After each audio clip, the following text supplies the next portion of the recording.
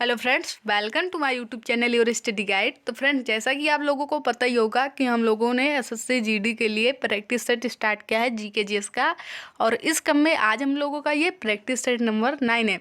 इससे पहले हम लोगों ने 8 प्रैक्टिस सेट को सॉल्व कर लिया है और सारे प्रैक्टिस सेट में प्रीवियस ईयर के ही क्वेश्चन मैंने लाए थे और सारे क्वेश्चन मोस्ट इंपॉर्टेंट है। इसलिए अगर पिछले प्रैक्टिस सेट को आप लोगों ने ना सॉल्व किया हो तो उसे भी ज़रूर सॉल्व कर लीजिए, क्योंकि आप लोगों को भी पता है कि प्रीवियस ईयर के क्वेश्चन पेपर से कई क्वेश्चन रिपीट होते हैं। तो प्रैक्टिस सेट को सारे प्रैक्टिस सेट को ज़रूर सॉल्व करिएगा। चलिए बिना टाइम वेस्ट किए हम लोग आज का प्रैक्टिस सेट स्टार्ट करते हैं। और मैं फिर से बता देती हूँ कि ये सारे क्वेश्चन 2023 में ही पूछे गए क्वेश्चन हैं। सारे क्वेश्चन को यानी कि वीडियो को लास्ट तक ज़रूर देखिएगा। देखते हैं हम लोग अपना पहला क्वेश्चन। क्वेश्चन क्या है पहला देखिए। निम्न में से कौन सा नृत्य मध्य प्रदेश के मालवा क्षेत्र के ग्रामीण इलाकों की महिलाओं द्वारा मनाया जाता है। पूछा जा रहा है कि जो विकल्प दिया गया है इसमें से पूछा जा रहा है कि कौन सा नृत्य है जो मध्य प्रदेश के मालवा क्षेत्र में ग्रामीण इलाकों की महिलाओं द्वारा मनाया जाता है। तो मध्य प्रदेश का नृत्य इसमें से कौन सा है? डांडिया रास, थ्री अट्टम, पठैनी या मटकी नृत्य। तो आप लोगों ने ये यदि याद किया होगा तो आप लोगों को पता ही होगा कि मटकी नृत्य कहाँ है? एमपी का है। मटकी नृत्य कहाँ का है? मध्य प्रदेश का है। पठैनी आप लोगों को पता होगा कहाँ का है, तो कर्नाटक का है। और कर्नाटक का कल आप लोगों ने एक और देखा था, करका पूछा गया था कि कहाँ का है? कर्नाटक का है। और मैंने ये भी बताया था कि भूत आराधना भी कहाँ का है? तो कर्नाटक का। तो आप लोगों को कर्नाटक का 3 याद हो गया होगा। कौन कौन सा? पढ़ैनी, भूत आराधना और करगा। तो मध्य प्रदेश का क्या है? मध्य प्रदेश का आप लोग मांड भी ध्यान रखिएगा, पूछा जाता है मांड कहाँ का है? तो मध्य प्रदेश का। और मटकी नृत्य भी कहाँ का है? मध्य प्रदेश का। अब अगला क्वेश्चन हम लोग देखते हैं, क्वेश्चन नंबर 2। क्वेश्चन नंबर 2 खिलाड़ियों से संबंधित है। क्वेश्चन क्या देखिए।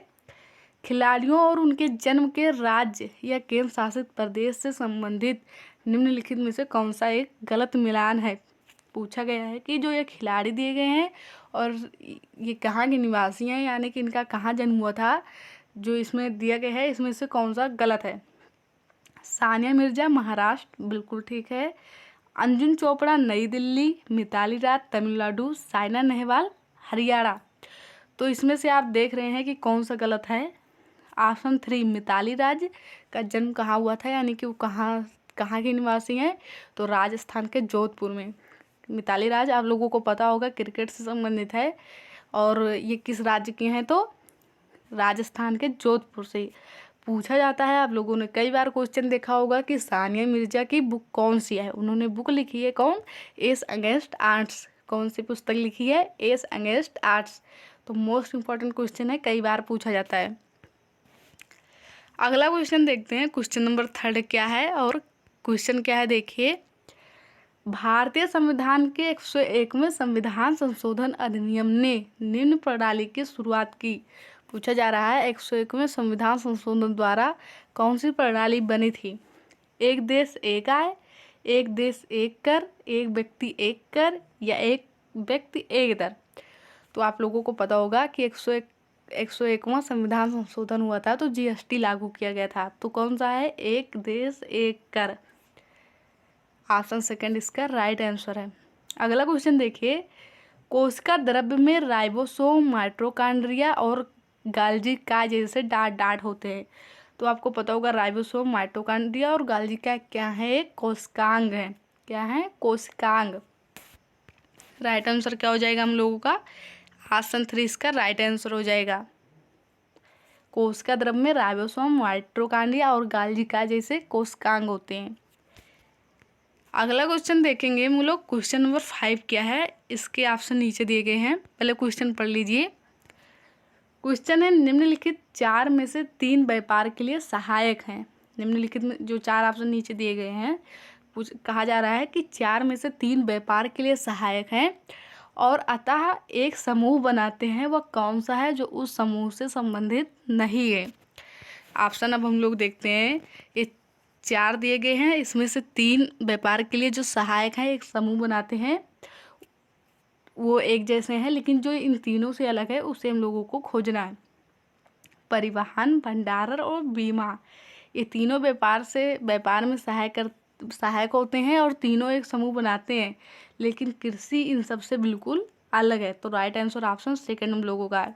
अगला क्वेश्चन देखिए, गौतम बुद्ध के भक्तों द्वारा मनाई जाने वाली बुद्ध पूर्णिमा, गौतम बुद्ध के भक्तों द्वारा मनाई जाने वाली बुद्ध पूर्णिमा हिंदू माह में डाट में मनाई जाती है। पूछा जा रहा है हिंदू के किस माह में मनाई जाती है। तो आप लोगों को पता होगा बुद्ध पूर्णिमा हिंदू महीने के किस माह में मनाई जाती है, बैसाख में। ऐसे पूछी जाती है कि गुरु नानक जयंती हिंदू माह के किस महीने में मनाई जाती है। तो आप लोगों को पता होगा कार्तिक। वैसे दीपावली भी कब मनाई जाती है, कार्तिक। होली किस महीने में मनाई जाती है, फागुन। तो ये सब यानी कि हिंदी कैलेंडर के अनुसार जो महीने होते हैं उसमें से पूछा जाता है। तो गौतम बुद्ध के भक्तों द्वारा मनाई जाने वाली बुद्ध पूर्णिमा यानी कि बुद्ध पूर्णिमा किस महीने में मनाई जाती है, बैसाख में। ऐसे ध्यान रखिएगा, गुरु नानक जयंती कार्तिक, दिवाली यानी कि दीपावली भी कार्तिक में मनाई जाती है और होली फागुन में मनाई जाती है। ये सारे क्वेश्चन आप लोग ध्यान रखिएगा। अगला क्वेश्चन देखिए, क्वेश्चन नंबर 7 क्या है। क्वेश्चन नंबर 7 है, सुनंदा नायर ने मुंबई विश्वविद्यालय से डाट नृत्य शैली में PhD पूर्ण की। उनकी थीसिस इंट्रिंसिक लिरिकल फेमिनिज्म में था। देखिए सुनंदा नायर, आप लोग ऐसे समझिए कि सुनंदा नायर किस नृत्य शैली से, किस क्लासिकल डांस से संबंधित है। किससे है, मोहिनीअट्टम। किससे है, मोहिनीअट्टम। क्वेश्चन एक बार फिर से देख लीजिए, सुनंदा नायर ने मुंबई विश्वविद्यालय से मोहिनीअट्टम नृत्य शैली में PhD पूर्ण की। उनकी थीसिस इंट्रिंसिक लिरिकल फेमिनिज्म में था। तो मोहिनीअट्टम, ऐसे ध्यान रखिए, सुनंदा नायर मोहिनीअट्टम क्लासिकल डांस से संबंधित है। अगला क्वेश्चन देखिए, बजरंग पुनिया ने किस टूर्नामेंट में दौलत नियाज बेको को हराकर कांस्य पदक जीता था। तो टोक्यो ओलंपिक 2020 आप लोगों को पता होगा कि बजरंग पुनिया ने इसमें क्या जीता था, कांस्य पदक। किससे हराया था, तो दौलत नियाज बेको को। अगला क्वेश्चन अब हम लोग देखते हैं, क्वेश्चन लोगों का क्वेश्चन नंबर 9।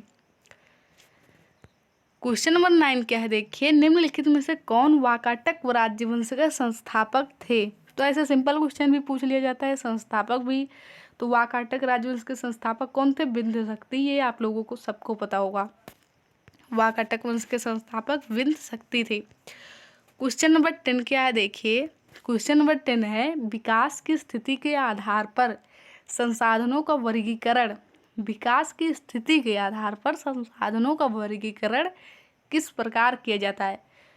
तो राइट आंसर क्या होगा हम लोगों का, संभावित, विकसित स्टॉक और संचित कोष के आधार। किस पर, संभावित, विकसित स्टॉक और संचित कोष। राइट आंसर हम लोगों का ऑप्शन सेकंड है। विकास की स्थिति के आधार पर संसाधनों को वर्गीकरण संभावित, विकसित स्टॉक और संचित कोष में किया जाता है, ये ध्यान रखिएगा। अगला क्वेश्चन क्या है, पॉलिटी से क्वेश्चन है, भारतीय संविधान के किस अनुच्छेद के तहत मौलिक कर्तव्यों को परिभाषित किया गया है। तो आप लोगों को पता होगा कि मौलिक कर्तव्य कितने हैं, 11 मौलिक कर्तव्य हैं। किस भाग में है, भाग 4A में है। आर्टिकल कौन सा है, तो आर्टिकल 51A है। राइट आंसर क्या हो जाएगा, ऑप्शन थर्ड हम लोगों का राइट आंसर है। आप लोग ऑप्शन एक बार देख लीजिए। क्वेश्चन नंबर 11, ये क्वेश्चन तो लगभग हर पेपर में पूछ लिया जाता है, किसी न किसी शिफ्ट में जरूर आता है क्वेश्चन मौलिक कर्तव्य से। क्वेश्चन क्या है, भारतीय संविधान के किस अनुच्छेद के तहत मौलिक कर्तव्यों को परिभाषित किया गया है। तो आर्टिकल 51A राइट आंसर है। पूछा जाए किस भाग में है, तो भाग 4A में है। अगला क्वेश्चन देखिए क्या है, क्वेश्चन नंबर 12 हम लोगों का क्या है, देखिए, क्वेश्चन नंबर 12 है, करेंसी नोट और सिक्कों को कागजी मुद्रा कहते हैं। करेंसी नोट और सिक्कों को कागजी मुद्रा कहते हैं। इन्हें और किस नाम से जाना जाता है, ये भी पूछा जा रहा है। तो जो करेंसी नोट और सिक्के होते हैं उन्हें कागजी मुद्रा तो कहते ही हैं, उन्हें और क्या कहा जाता है, तो कानूनी निविदा भी कहा जाता है। ऑप्शन सेकंड राइट आंसर है। ऑप्शन सेकंड हम लोगों का राइट आंसर है कि करेंसी नोट और सिक्कों को कागजी मुद्रा कहा जाता है, इन्हें कानूनी निविदा भी कहा जाता है।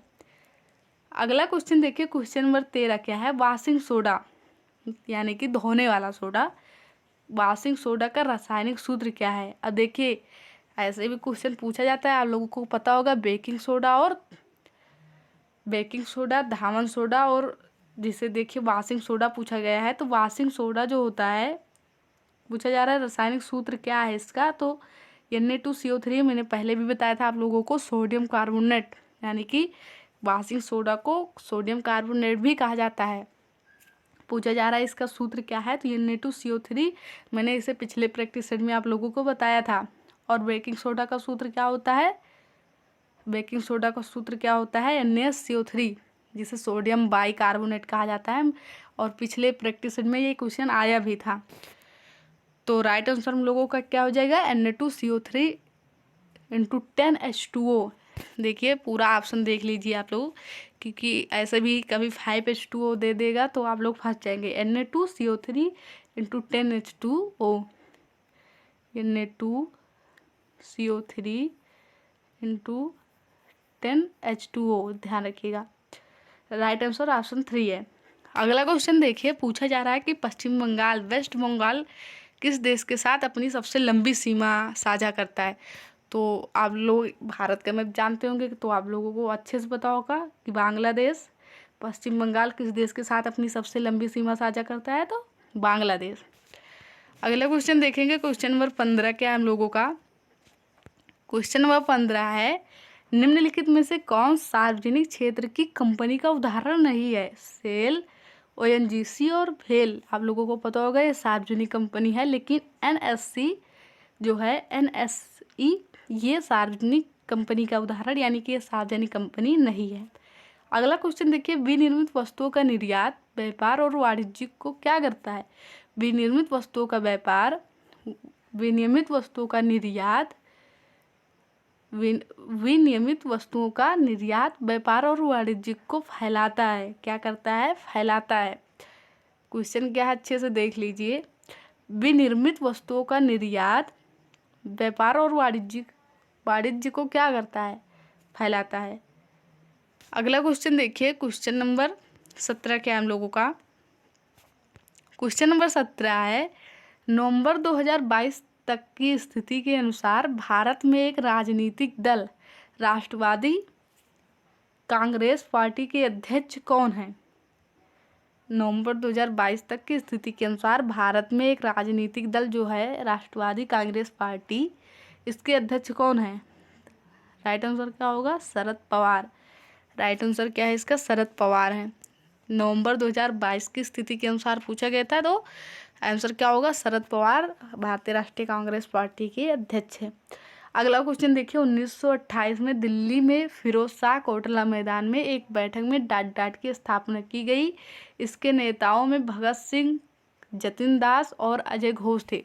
तो आप लोगों को एक मॉडर्न हिस्ट्री का क्वेश्चन है ये, तो आप लोगों को पता होगा 1928 में किसकी स्थापना हुई थी, तो हिंदुस्तान सोशलिस्ट रिपब्लिकन एसोसिएशन की स्थापना हुई थी। किसकी हुई थी, Hindustan socialist Republican association. Right answer क्या होगा, ऑप्शन 3। कहाँ हुई थी ये भी देखिए, तो फिरोज शाह कोटला मैदान में हुई थी। कहाँ, फिरोज शाह कोटला मैदान में एक बैठक हुई थी, वहीं पर इस कंपनी की स्थापना की गई। अगला क्वेश्चन देखिए, कभी कभी नेताओं भी पूछ लिया जाता है, इसके कौन कौन से प्रमुख नेता थे, तो भगत सिंह, जतिन दास और अजय घोष। अगला क्वेश्चन हम लोग देखेंगे, क्वेश्चन नंबर 19। क्वेश्चन 19 क्या है, क्वेश्चन नंबर 19 है, नवंबर 2022 में भारत के विधि आयोग के अध्यक्ष के रूप में किसे नियुक्त किया गया। न्यायमूर्ति रवि आर त्रिपाठी, न्यायमूर्ति ऋतुराज अवस्थी, S शिवकुमार या NK सिंह। तो नवंबर 2022 में भारत के विधि आयोग के अध्यक्ष ऋतुराज अवस्थी जी बने, न्यायमूर्ति ऋतुराज अवस्थी। अगला क्वेश्चन देखिए, पॉलिटी से क्वेश्चन क्या है, अच्छा क्वेश्चन है, आप लोग जानते भी होंगे इसे। निम्नलिखित में से कौन सा कथन भारत के संसद के संयुक्त सत्र के बारे में सही नहीं है। संयुक्त अधिवेशन की बात की जा रही है और पूछा जा रहा है उसके संबंध में यहाँ कौन सा स्टेटमेंट सही नहीं दिया गया है। अब तक दोनों सदनों की संयुक्त बैठक 3 मौकों पर हो चुकी है, तो ये बिल्कुल सही है। राज्यसभा के सभापति संयुक्त सत्र की अध्यक्षता करते हैं, तो बिल्कुल गलत है। आप लोगों को पता होगा संयुक्त अधिवेशन बुलाते हैं हमारे प्रेसिडेंट है, लेकिन संयुक्त अधिवेशन की यानी कि अध्यक्ष के रूप में कार्य कौन करते हैं, तो लोकसभा अध्यक्ष कौन करते हैं, लोकसभा के अध्यक्ष करते हैं, ना कि राज्यसभा के सभापति।